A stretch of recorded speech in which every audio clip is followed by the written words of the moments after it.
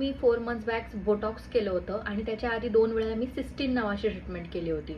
आता हे दोन्ही वेळेला मी एनरिचमधनं केलेलं होतं, त्यामुळे गुड क्वालिटी प्रोडक्ट्स मॅटर करतात. आता थर्ड टाईम मी जे बोटॉक्स केलं आहे हे मी एनरिचमधून न करता एका दुसऱ्या सलॉनमधून केलं, पण याचाही रिझल्ट एकदम ऑसम होता, एकदम छान होता. आता 4 मंथ झालेत.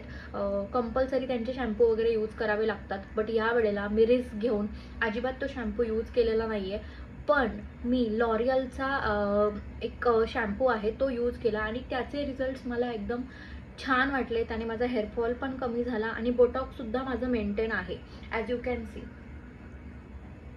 फक्त आज हेअर वॉश केलेला आहे, लिटरली मी हेअर्स कोम्बसुद्धा केलेले नाहीत. स्टील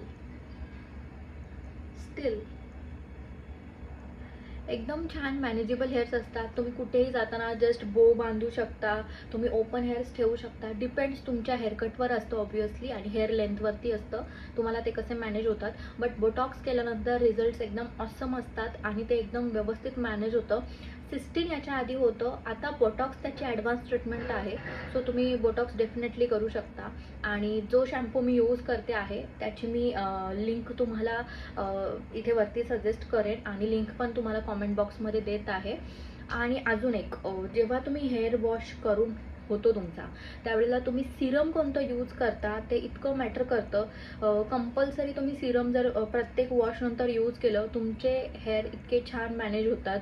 सो ॲमेझॉन सेल्सचं एक सिरम आहे, ते कॉस्टली आहे बट रिझल्ट्स आर ऑसम.